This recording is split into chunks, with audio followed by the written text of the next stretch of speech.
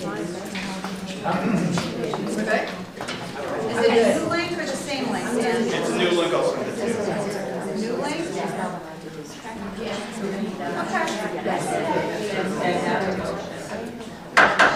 Alright, we're going to start again, okay? I'm just going to read the statements from the beginning because there's some new people here. Just so you know what you can speak about, and then we can open to the public. Meetings of the board are open to the public, and all members of the community should feel free to. Before coming to the board, the chain of command should be followed.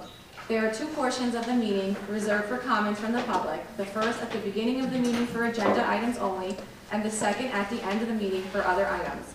Issues raised by the public may or may not be responded to by the board, but all comments will be considered. The board requests that all members of the public be mindful of the rights of other individuals when speaking. Due to confidentiality and legal rights afforded by the state of New Jersey, members of the public are asked to not speak negatively or in a derogatory manner about any employee of the board or any student. Okay. As outlined in New Milford Board of Education Bylaw 0167, each statement made by a participant shall be limited to 3 minutes. I seek a motion. Kate Ryan, seconded by Nicole Dunn. All in favor? Aye. Opposed? Okay. So if you have a question or a comment, please raise your hand, state your name and town, and you have 3 minutes to speak.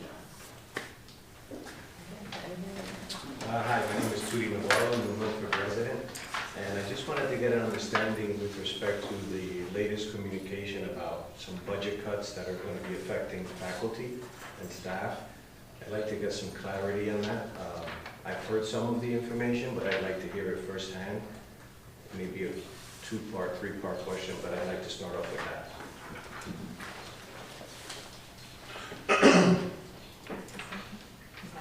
Right, so you have to say everything at once, and then either we will respond or we'll get back to you. So do you want to ask your 3 questions that you have? So that was the first part of the question. The second part is I'd like to know how the determination came about, who was involved in the voting process to eliminate positions and which positions. I'd also like to know the positions that are going to be eliminated, and if any executive level positions are going to be eliminated. I'd like to get more clarity on the budget that's being utilized through the tax dollars that are collected through the town. And I'll have my wife take the next 3 minutes while we get those answers.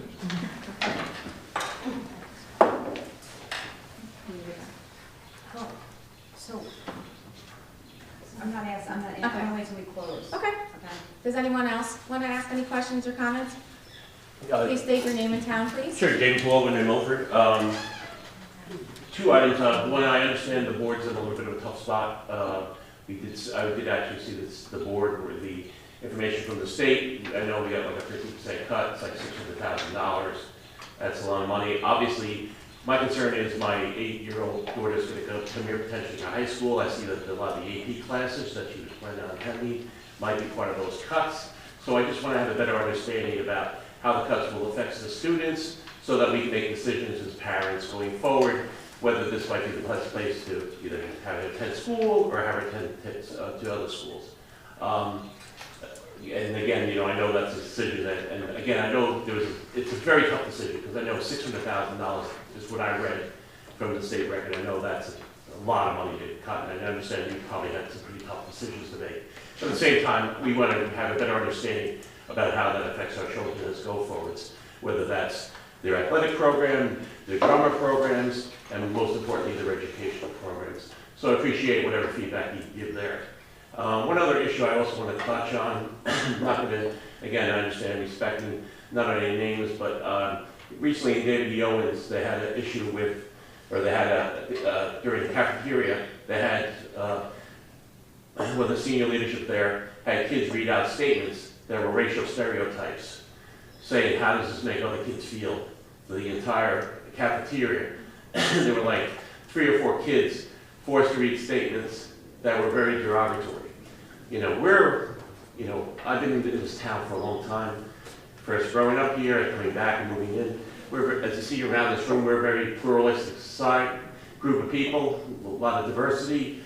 I've been involved in volunteering for this town for years. I really don't appreciate the fact that kids being forced to read statements. I don't know what was the purpose behind it, But, you know, as far as that agenda goes, but I really don't think that's something appropriate. I want to bring it to the board's attention and see what your position is on it, as far as that they were forced to read stereotypes about African Americans to their other classmates and saying, how does that make you feel? I mean, what is that? That's not education, that's not learning. That's, if anything, that reinforces something that these kids aren't even thinking about. I coach them all, you know, I see them all races, all sexes, I've done it for years. That's not the way these kids think. And I think it's unfair for somebody in leadership to be asking them to read out those statements aloud. Thank you. Thank you. Anyone else? Anyone else have any questions or comments before we close? Kristen Becker, Milford. So I just have a question. So with the cuts, the layoffs, what does this mean for the kids? So I hear a lot of things. I don't know what's true. I will be emailing you separately, but I do hear things in the school. If we're getting rid of kindergarten teachers, what does that mean for class sizes? I have 4 kids. I have 2 graduated. I have 4 kids I raised in this town. And $600,000 is a huge cut. And I don't remember this ever happening. And now it's all about the kids. So what does this mean going forward for these children? Also, I hear a nurse. Are we going to have a nurse? You're required to have a nurse, correct, at schools? Okay. And then we have a principal that's doing a great job. Why are we demoting him? So I just want to throw it out there. I will be emailing you, but yes. Yep.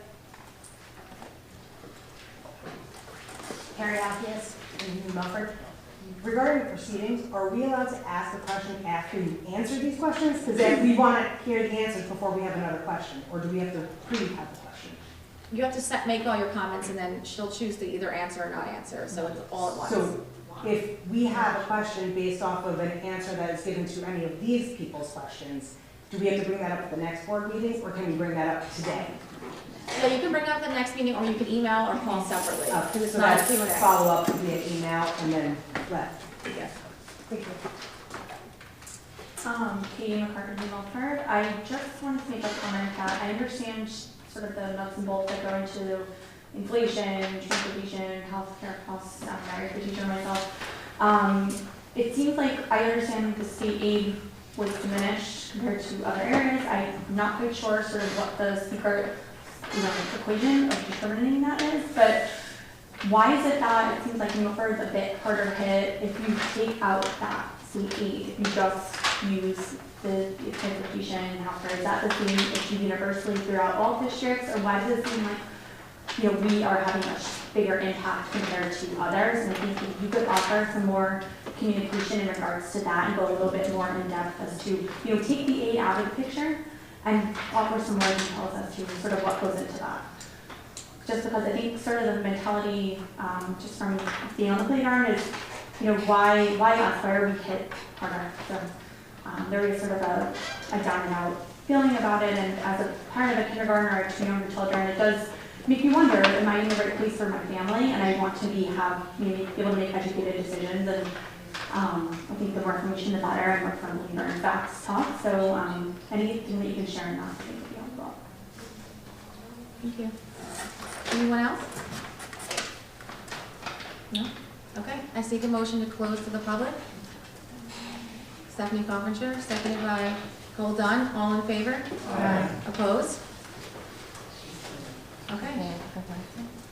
Okay, so, all right, I'll do my best to respond, and I just want to reiterate, okay, I just want to take a moment to give you my phone number again, okay? 201-261-2952. Extension 1125. 201-261-2952. That's the district phone number, and my extension is 1125.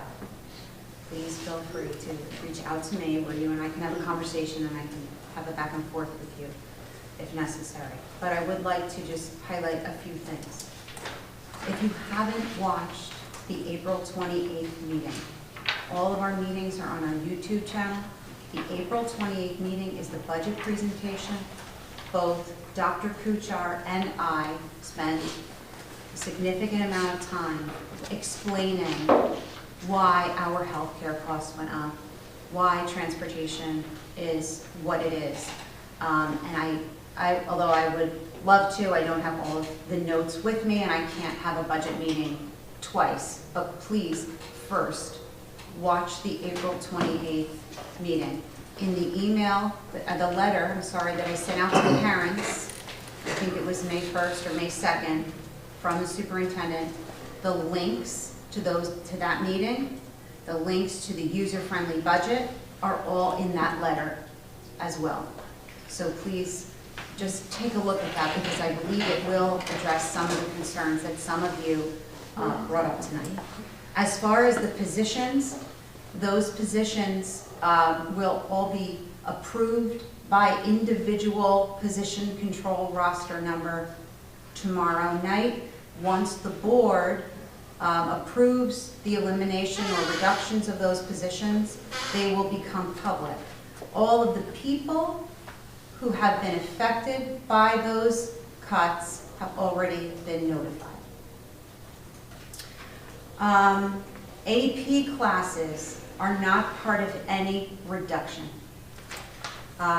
What we do every year, not just this year, but every year, is we take a look at our class sizes, we take a look at requests for enrollment.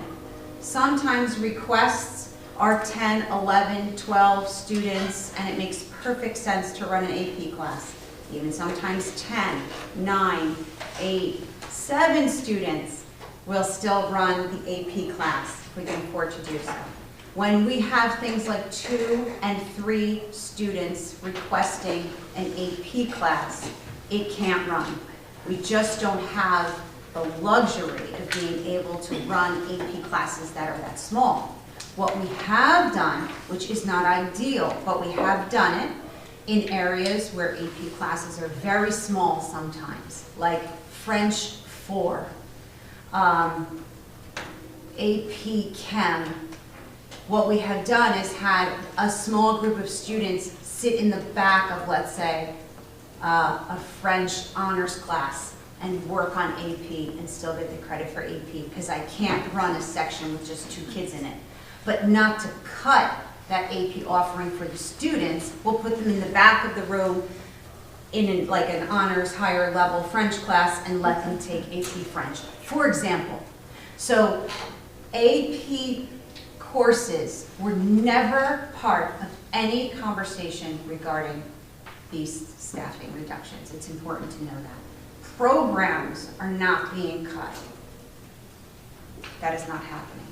In a lot of cases, enrollment is driving the decision.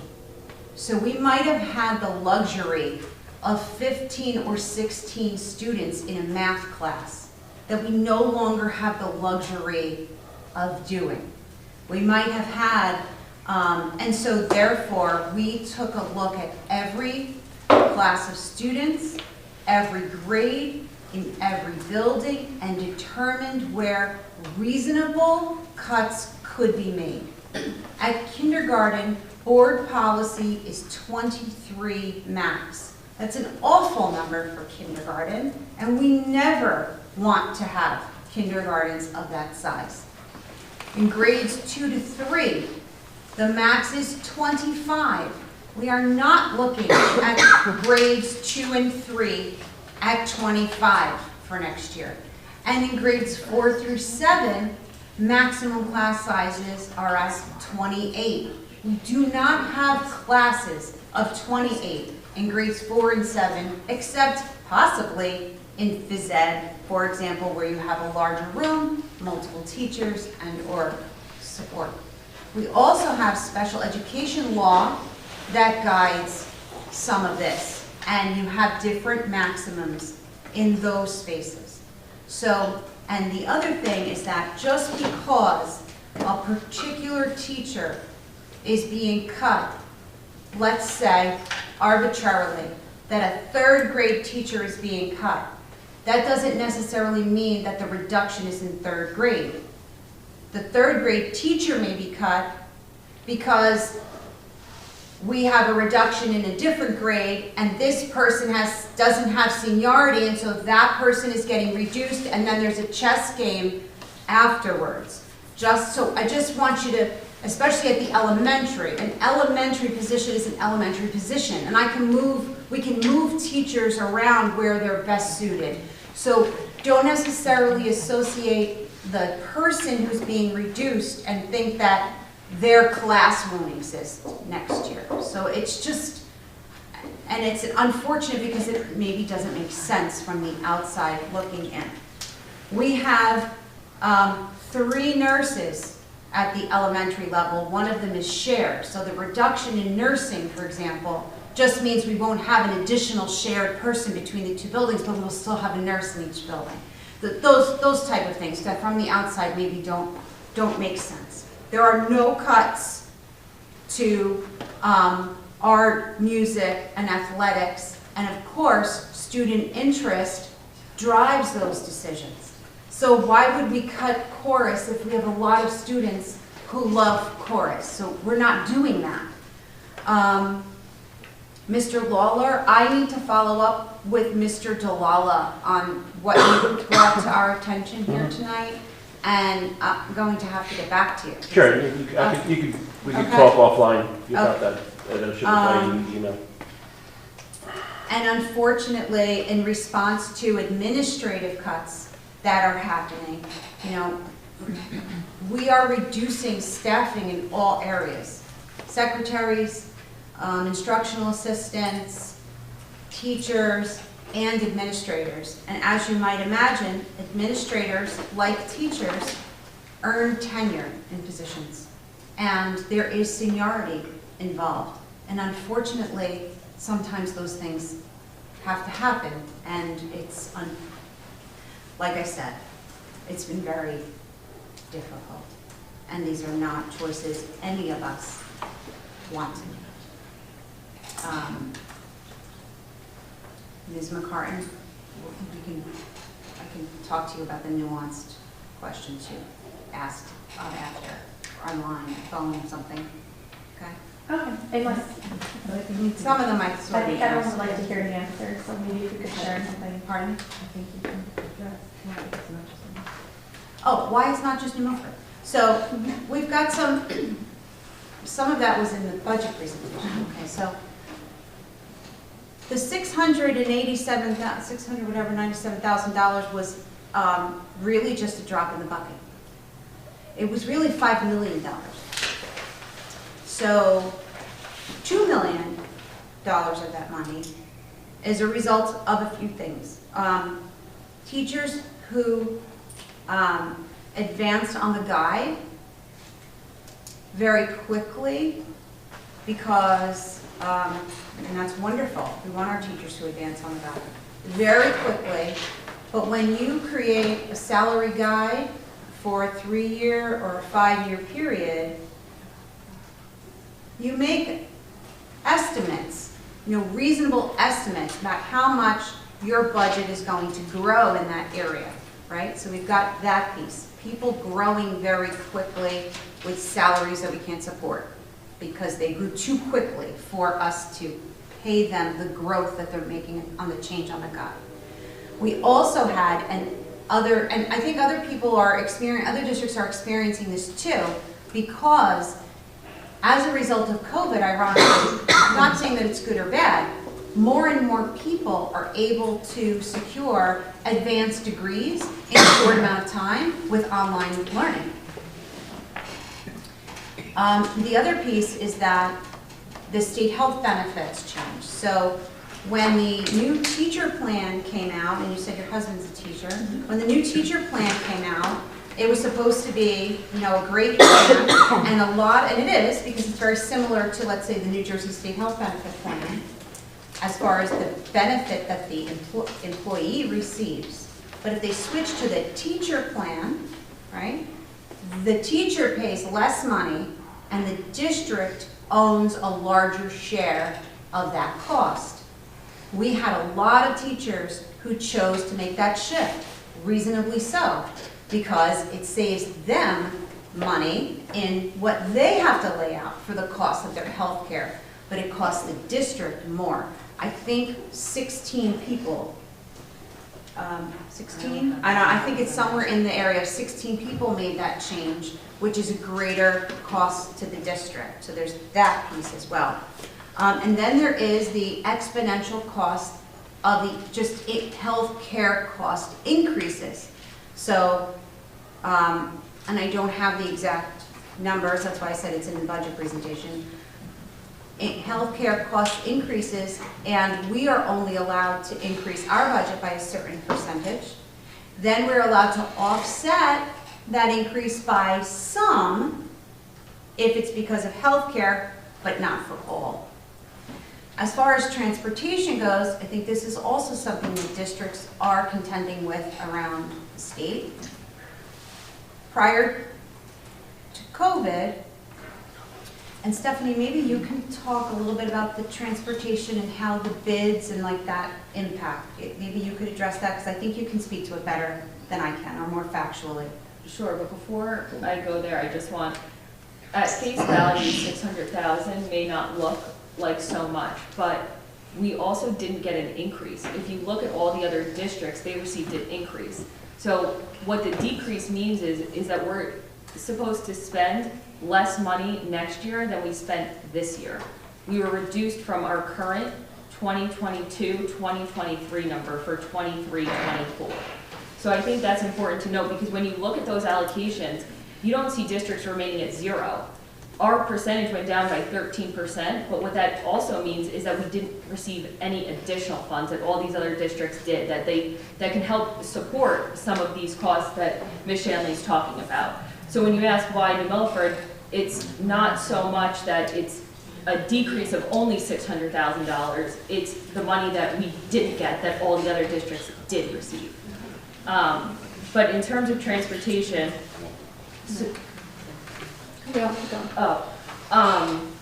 what happened was you would put a route out to bid, and you would have surrounding towns share the cost of the route with you, and year after year those routes would continue to be picked up by the same service providers.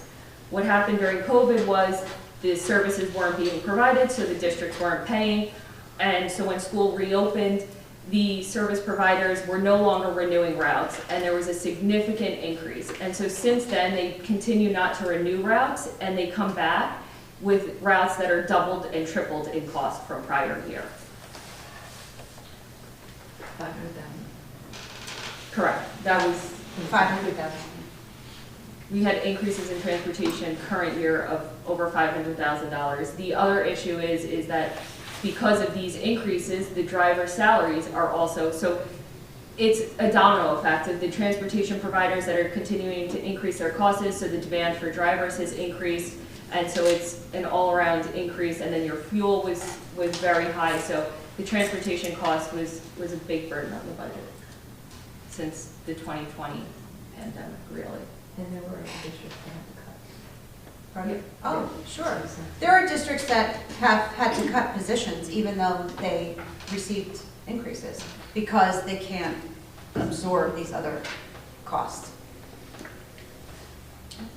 If anybody has anything else, please reach out to me and I'll speak to you directly.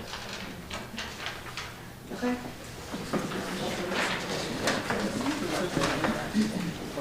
Okay. Yeah, I just want to quickly it's not a request for board member information, just a general comment. I know some of the things that we just talked about the factors that went into the budget and the cuts. I know the first 4 factors that we discussed were factors that dealt directly with some of the movement from the teachers and some of the, the opting for the health insurance and the opting and the increase in health insurance costs. And really, as a chair of the negotiations committee, I just wanted to kind of point out that all those things are things that you would normally see, and things that we are working with the association directly to kind of address some of those situations. This was not the fault of the teachers, obviously. Unfortunately, the burden is really falling to a lot of these, teachers and administrators that are getting cut. But I can just wholeheartedly tell you that it's a kind of perfect storm of factors, right? And no one at any point, at least from, you know, from my perspective or from the negotiations committee, is laying any of the blame at the feet of the teachers. You know, obviously, there's a lot of factors that are involved, and I just kind of wanted to make sure that there wasn't this idea that, I'm not, and I don't think that you implied that, this idea that them moving on the guide or, you know, changes, you know, them opting for health insurance or things like that, you know, that wasn't the biggest, I mean, it's a factor, but it's not the biggest factor, and certainly not, you know, there's a lot of different reasons, external and internal, that have kind of caused us to be in this situation. So I just wanted to say that because we are in the middle of negotiations, and it has been very productive, and we're having a very good discussion. So. Okay. I'm going to seek a motion to go into close for personnel. We're not seeking any action. Any motion? Paige Ryan, seconded by John DeCosta. All in favor? Aye. Opposed? Okay. Thank you, everyone.